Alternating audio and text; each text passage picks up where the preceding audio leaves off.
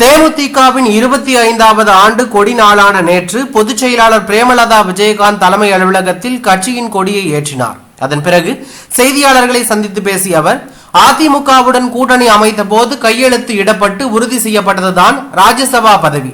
ராஜ்யசபா தேர்தல் வரும்போது தேமுதிக சார்பாக யார் செல்ல உள்ளார்கள் என்பதை அதிகாரப்பூர்வமாக நாங்கள் அறிவிப்போம். விஜயுடன் நாங்கள் கூட்டணி அமைப்போமா என்பதை விஜயிடம்தான் கேட்க வேண்டும். 20 ஆண்டுகளாக இருக்கக்கூடிய எங்கள் கட்சியை பார்த்து நீங்கள் இந்த கேள்வியை கேட்கக்கூடாது.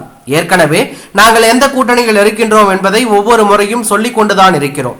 அதிமுக உட்கட்சி விவகாரம் தொடர்பாக நான் எந்த ஒரு கருத்தையும் கூற விரும்பவில்லை. 2026ஆம் ஆண்டு தேர்தலில் தேமுதிக இருக்கும் கூட்டணி மகத்தான வெற்றி பெற்று கேப்டன் கனவை வென்று எடுப்போம். தமிழகத்தில் 234 தொகுதிகளிலும் எங்கள் கூட்டணி மாபெரும் வெற்றி பெறும் என்று பிரேமலதா விஜயகாந்த் பேசியுள்ளது பரபரப்பை ஏற்படுத்தியுள்ளது.